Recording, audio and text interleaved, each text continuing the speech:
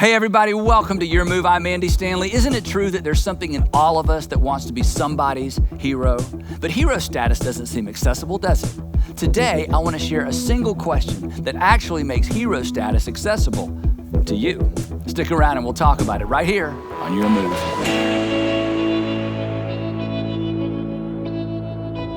In terms of heroes, and especially when it comes to superheroes, I'm still a fan of the original Wonder Woman. Thank you. And I'll tell you why, okay? And you may be surprised at this. I love the original Wonder Woman because she didn't have any superpower, she didn't have a costume, and she didn't wear a mask. It was just good old rescue the girl, nuke the planet, and walk away. Rescue the girl, nuke the planet, and walk away. And of course, I'm talking about the original Wonder Woman, Ellen Ripley from Aliens, right? Isn't she the original Wonder Woman? 1986, is this anybody else's favorite film? No? It's the ultimate relationship movie. So I'm not feeling any energy around this, okay? So really, this is one of my favorite movies, and you know, Sigourney Weaver in this film and the films that followed, and there's a new one about to come out. I'm just so excited about that. She was incredible. Now, the other great thing, or not so great thing, actually about this movie is whenever I talk about this movie, it reminds me of my worst parenting moment. Okay, so just to kind of bring me back down to below average for just a second, my worst parenting moment, Allie, who's now in her 20s, was 10. And so I was home alone with her. Sandra was off with the boys. And I'd watched all the children's movies I could possibly watch. And she said, "Dad, let's watch a movie." And I said, "Have you seen Aliens? Like the greatest movie of all time. It's all about girls, little girls in this movie." And you know, I just wonder if she's like trusting her dad. Let's watch Aliens. Honestly, to this day, when you ask Allie, what's your dad's worst moment as a parent? She would tell you when he made me watch Aliens and I was 10 years old, okay? So let's talk about heroes, seriously. A hero, what is a hero? A hero is somebody who saves the day. I mean, we all know this. A hero is somebody who saves the day. Sometimes they save the planet, sometimes they save the world, but for sure they save someone and they save the day and they save someone's day, which means that the whole idea of being a hero is a bit inaccessible. If heroes save the day, then I can't be a hero. If heroes save the day, then you probably can't be a hero because heroes save the day, and that sort of puts it out of reach, and we can just fantasize about it and dream about it and celebrate it when other people do extraordinary things. But you're not gonna save the day, and I'm not gonna save the day. And so, unfortunately, it sort of makes it inaccessible until Jesus comes along. And Jesus comes along, and I absolutely love what we're gonna talk about for the next few minutes. Jesus comes along, and because he's Jesus, because he's the master storyteller, because he's the master communicator, he actually, with one single question, takes away all of our excuses not to be a hero.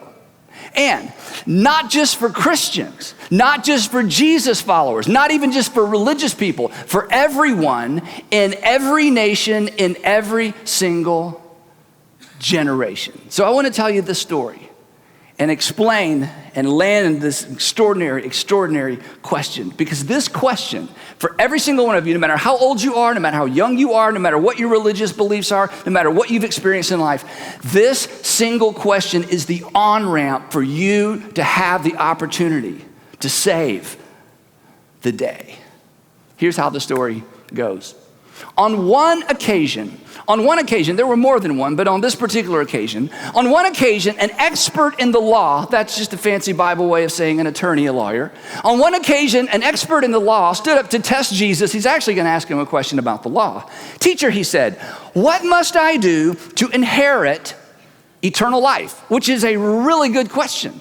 But Jesus is Jesus. So Jesus knew this wasn't the real question, that there was a question behind the question. So what did Jesus do? He asked the man a question. And here's what he asked. He says to this teacher of the law, "What is written in the law?" he replied. In other words, you're the expert in the law. The previous verse just told us that. You're the expert in the law. You tell me, and we'll both know. In other words, how do you read it? Jesus asked. What's written in the law? How do you read it? Now, what the lawyer does next is so appropriate. The lawyer, what he does next is he actually quotes or recites the passage from the Old Testament, the Jewish scriptures, that every single Jewish little boy and girl grew up memorizing. Jesus memorized it as a boy. This lawyer memorized it as a boy. Everybody in Jesus' audience probably could recite this verse by heart, because this was the answer to the question, what does God want most? How do you get in good with God? What's the greatest commandment? How do you have eternal life? How do you ensure that God's going to listen to your prayers and answer your prayers? They said this, love the Lord. He says, love the Lord your God with all your heart, and the whole crowd's nodding, and all your soul, the whole crowd's nodding, and all your strength, the whole crowd's nodding, and with all your mind. Pause for just a minute. That was the correct answer to the question. Now, a little bit earlier, in another Q&A session with Jesus, with some people who were trying to stump Jesus, somebody asked Jesus the same question a different way. They asked the question this way, what's the greatest commandment? In other words, what makes God most happy? What's God really into? What's God's top priority? And Jesus answered the question like he had been raised to answer the question. He answered the question like everybody in the audience would answer the question, but as most of you know, or many of you know, Jesus added a second part. And what Jesus added was, and your what? Neighbor as what? That's right. And your neighbor as yourself. Now, we don't get this because we live in the 21st century, but I'm telling you, when Jesus added a second verse to what everyone knew was the correct answer to the question of how do you get in good with God? How do you please God? How do you have eternal life? What's the greatest commandment? When Jesus added a second part, a ripple went through the crowd, because now he was messing with tradition. Now he was messing with what they had learned as Jewish boys and Jewish girls. This signaled, this is so important, this signaled a shift. This signaled a shift from a vertical orientation to God to a horizontal orientation with God. This was a big, big deal. Now, the second part that Jesus added, and your neighbor as yourself, actually comes from the Jewish scriptures, comes from the book of Leviticus. But what's significant about this verse is that in this verse, the author actually defines neighbor. In the verse actually tells us exactly what and who a neighbor is. Here's the passage from Leviticus, then we're going to jump back into Jesus' conversation with the attorney. So follow me on this. This is the verse that Jesus quoted when he was first asked the question, what is God really into? What's most important to God? He said, love the Lord your God with all your heart, soul, mind, and strength, and your neighbor as yourself. Where did you get that? Jesus would say, I got that from the Jewish scriptures. Here's how the Jewish scriptures put it back in Leviticus. Do not seek revenge or bear a grudge against anyone. Let's read these three words out loud together. Among your people. Have you ever heard anybody say, well, those are not my people. Those are my people. This is where that came from. You didn't know that. If you're quoting the Old Testament, my people, these are my people. They're not my people. Okay, they're not my people. You're gonna go to that party? No, those aren't my people. Okay, so in a very ethnic kind of way, in a very nationalistic kind of way, what this verse basically meant was, hey, when it comes to how you treat people, you need to make sure that you don't bear a grudge against anybody who's your people. And then the author repeats the same idea, and here's where Jesus' quote comes from. But, in contrast, instead of bearing a grudge against your people, but love your people as yourself. That's what that means. Don't bear a grudge against your people. Love your people as yourself, except they used a different word. Love your neighbor as yourself. It could say, don't bear a grudge against your neighbors. Love your neighbor as yourself. But the author wanted to make sure everybody knew exactly what a neighbor was. And do you know what a neighbor was to the people who took the Jewish scriptures seriously? Other Jewish people. Your people. A Jew's neighbor was a Jew's people. To love another Jew was like loving themselves because they were loving other Jews. Now, everybody knew that. If you ask anybody on the streets in Jerusalem or in Galilee or in Jewish communities, who are your neighbors? They'd say, my neighbors are my people. My neighbors are my Jewish brothers and my Jewish sisters. Those are my neighbors. Now, back to Jesus and the attorney. Now, this attorney was in the audience, apparently, when Jesus added, love your neighbor as yourself, to love the Lord your God with all your heart, soul, mind, and strength. So he shows up, he asked his question, he knew all about the second part, and he grins, and here's how he answers the question. Jesus says, how do you read it? What do you think you have to do to gain eternal life? He says, I think I have to love the Lord, my God with all my heart, all my soul, all my strength, and all my mind. And then he grins at Jesus and says, and I have to love my neighbor as myself. Love your neighbor as yourself. And he gives Jesus' answer. But he's up to something. He's not just trying to get the right answer. He gives Jesus the answer that Jesus gave, but he's got another question and he's trying to trap Jesus. Well, Jesus smiles. Very rarely does anyone answer Jesus' questions correctly. And he says, you have answered correctly. You gave the entire answer. You didn't just give the first half that everybody here was expecting. You added the horizontal part. It isn't just about keeping God happy. It's not just about eye to the sky. You can't keep God happy if you don't love the people around you. You nailed it. Way to go. Good answer. Then Jesus turns to leave. But the text says this, but he, the attorney, wanted to justify himself. He's not done. That wasn't my real question. Okay, wait, before you go anywhere, I got a question behind my question. And now the question behind the question. Now the real question. Now the thing he had come to learn that he hopes when Jesus gives the answer he expects Jesus to give, game over for Jesus. And here's the question that he asked. You've heard this before. And who is my neighbor? So this guy's trying to justify himself. He said, okay, you can't just walk away and say, love my neighbor as myself. That's too broad. Who is my neighbor? In other words, here's this real question. What is the minimum amount of neighbor loving required in order to get God's favor? That's the real question. And Jesus never gave his audience, he never gives us the minimum requirement. So he's not going to answer the question, how low can you go when it comes to neighbor love? So the question's sitting out there. And who is my neighbor? That's the question the guy asked. And who is my neighbor? And then Jesus, I just love this. Jesus at that point launches into his most disorienting, paradigm-shifting parable of all. This is the most disorienting, paradigm-shifting parable, I think, that Jesus delivered. So the question is, who is my neighbor? Everybody's waiting for Jesus to answer the question, who is my neighbor? And I love this about Jesus. And Jesus smiles and he says, well, let me tell you, a man was going down from Jerusalem to Jericho when he was attacked by robbers. Okay, wait. That's not what I asked. Who is my neighbor? You're changing the subject. This is what you do, Jesus. We ask you a simple question. You tell a story that has nothing to do with the question. Just answer the question. So a man was going down from Jerusalem to Jericho. He was attacked by robbers. And of course, they stripped him of everything, of all of his clothes, because clothes were very valuable. If you were going to kill somebody, take their clothes. You always took their clothes. Clothes were very, very valuable, okay? So they take their clothes, they beat him, and they went away, and they left him half dead. The Good Samaritan, the story of the Good Samaritan, the parable of the Good Samaritan, it's not just a parable that Jesus taught. It's an idiom. We use this terminology all the time. Oh, she was such a good Samaritan. Oh, he was such a good Samaritan. Those kids were good Samaritans for that woman. Oh, he was a good Samaritan for his neighbor. Oh, another good Samaritan. This is remarkable. 2,000 years ago, 2,000 years ago, Jesus introduced a word picture through a story that continues to impact our culture today. In fact, this story impacts you, as we're going to see in just a minute when we get to the question that he lands the plane with. It just causes everybody to go into a tizzy. 2,000 years ago. This is why I say, okay, look up here just a second, okay? This is why I say, you should follow Jesus. You really should. In fact, if you're into the whole Good Samaritan thing and doing good for other people, you've already taken a step. This is what Jesus called people to do, and here's what you need to understand. This was not common. The world was about to change. This was a hinge moment in the life of Jesus. If everybody in the world, if everybody in your community, if everybody in your country, if everybody, wherever you live in your city, if everybody in your family would simply take this one teaching of Jesus seriously for 1 month, it would change the feeling of whatever community or family or nation embraced it for 1 month. It's that powerful. We are still talking about it. You knew the story before it started. Okay, back to the story. So he tells the story. This guy's coming down from Jerusalem to Jericho. He gets beat up, left for dead. And maybe you know this part of the story. And in the story, Jesus says these two religious types were coming from Jerusalem also to Jericho, religious leaders.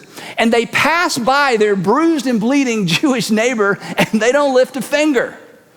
They probably thought, well, he deserved it, because there was a lot of that kind of thinking back in those days. Hey, what goes around comes around. If you're bruised and bleeding, you deserve to be bruised and bleeding. I'm not bruised and bleeding. I deserve not to be bruised and bleeding. So why would not bruised and bleeding interface with bruised and bleeding? I'm just going to go about my merry way because you're getting what you deserve. That's how many people thought. In fact, there are countries in this world, places in this world today that still believe that. Now, I got to say one more thing. And let me tell you why you don't believe that. Because of the teachings of Jesus. Whether you're a Christian or a Jesus follower or not. Now, If Jesus' greatest hits formula, love God, love your neighbor, love God, love your neighbor, if Jesus' greatest hits formula is true, then the two religious people that passed by the bruised and bleeding Jewish neighbor, they were doomed because they did not love the Lord their God with all their heart and all their strength because they did not love their Jewish neighbor. And everybody in Jesus' crowd gets this. They get the implication, but Jesus isn't finished. So the two Jewish religious people passed by on their way to wherever they're headed. And then Jesus, because he was just so great, he says, but a Samaritan.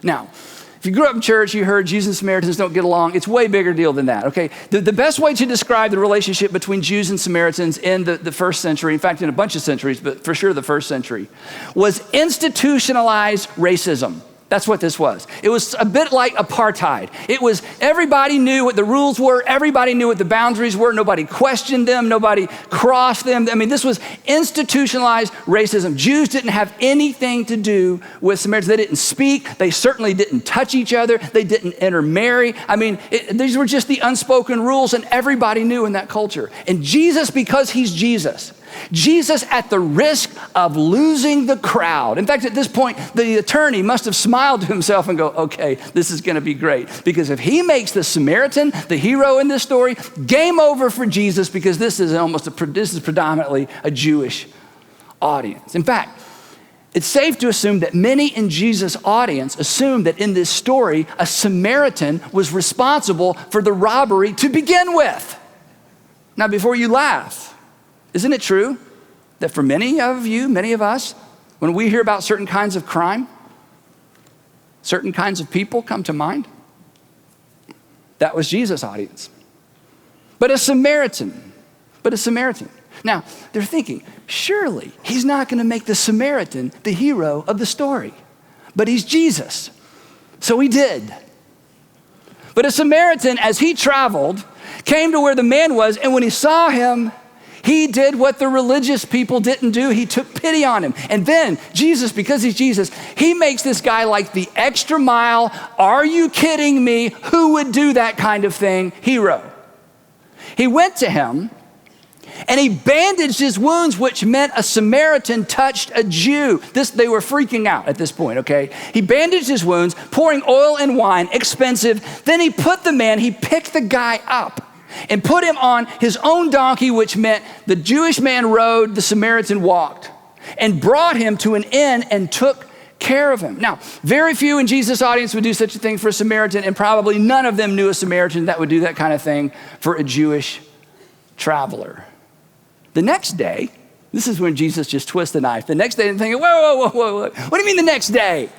Are you telling me that you're expecting me to believe that a Samaritan spent the night with a Jewish man to keep him alive and to tend to his wounds? I mean, it's one thing to, I'll make a call. Let me call somebody. I'll be right with you. But he actually took care of him and spent the night. I mean, did he really expect his audience to believe this? The next day, he took out 2 denarii and he gave them to the innkeeper. Look after him, he said. And when I return, Jesus just piles on. And when I return, because I'm going to come back and check on this guy, I will reimburse you for any extra expense you may have. This was so over the top. But that's what Jesus did. And everybody was leaning in. And then once folks kind of settled down, because there's just this uproar of, you've got to be kidding. Once everybody settled down, I love this. Jesus did something that no one in his audience would live long enough to appreciate. Do you know what Jesus did next? Jesus redefined neighbor for everybody, in every nation, in every following generation. From this point forward in history, no one would have the freedom to define neighbor in terms of location alone. And no one would have the permission, no one would have the right, no one would dare limit their definition of neighbor to people who are just like themselves. That to the shock and awe of his audience, that Jesus expanded the definition of neighbor beyond Galilee and beyond Judea, beyond a single ethnicity. I mean, this was shocking. But the most shocking thing of all, and the thing that we completely miss because we're English people in the 21st century, is that Jesus expanded the definition of neighbor beyond the Jewish scriptures. And he did it with one perfectly timed, perfectly crafted question. And it's a question that causes all of us, Christian or not, this isn't even a Christian thing, this is just a human thing. But it draws our attention to this fabulous person, Jesus. It's a question that forces me and forces you to examine our hearts, to examine our prejudices, to examine and ask the question, is there still a bit of racism left in me, even though our culture has certainly abandoned that whole idea? It's just a horrible, horrible thing. But is there any of that in me? And this question forces all of us to examine our hearts. It forces us to ask the question, is there still contempt in me for certain kinds of people? Which of these, he says, which of these three do you think was a neighbor to the man who fell into the hands of robbers? Which of these three? This is not a difficult question, which is what makes the question so horrible, so convicting, so weighty.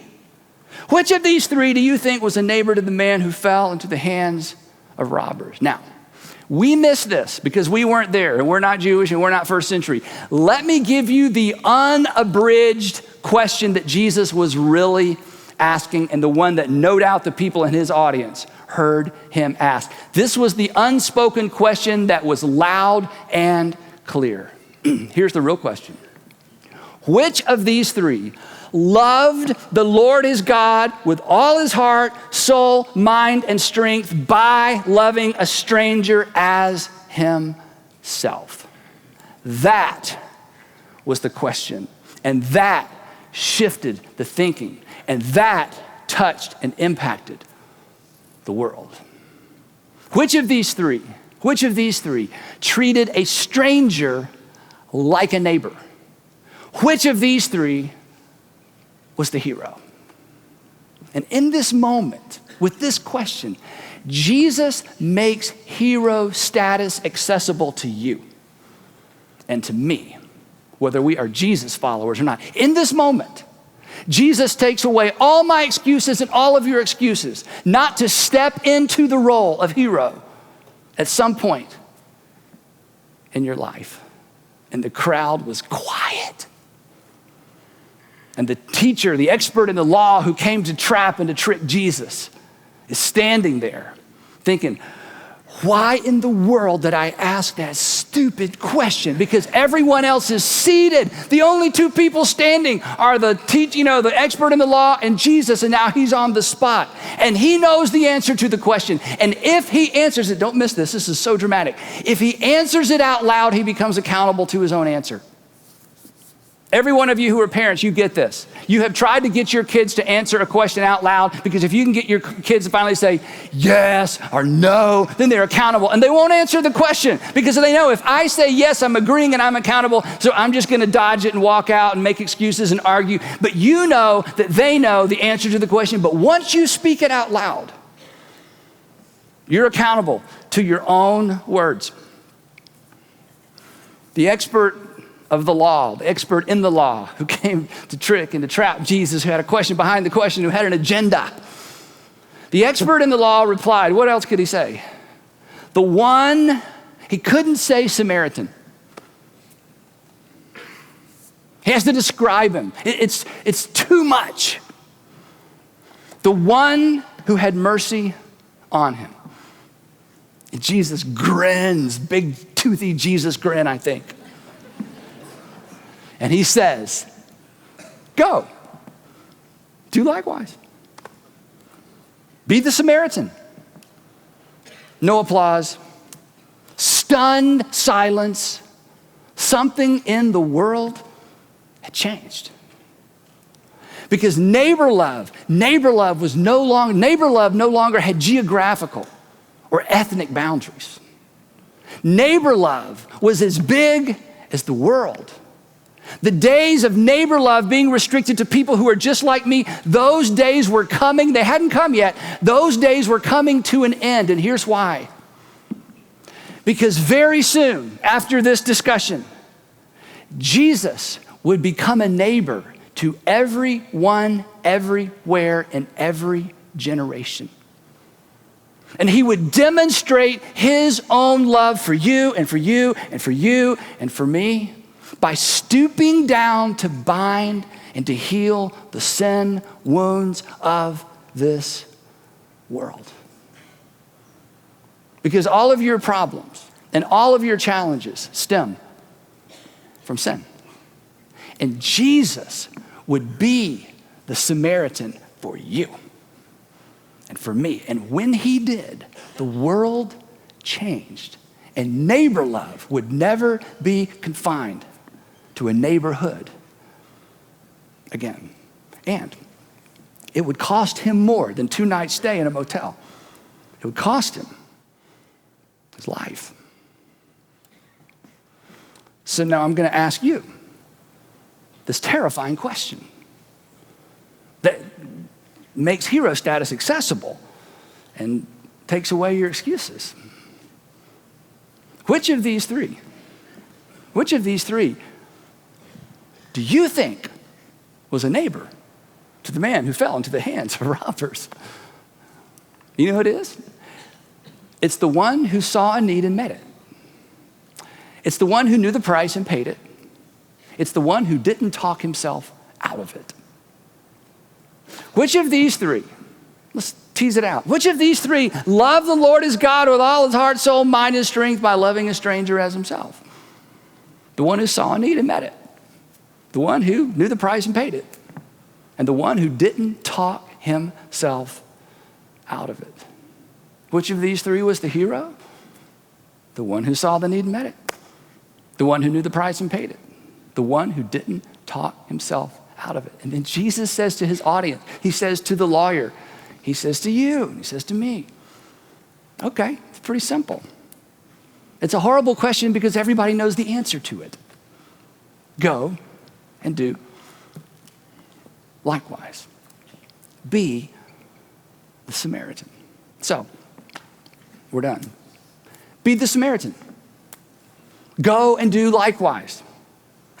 Be the hero. If you can meet a need, meet it. If you can pay the price, why not pay it? And don't talk yourself out of it every single time, because meeting needs and paying price, that's what modern day heroes do. And that's what Jesus did for you.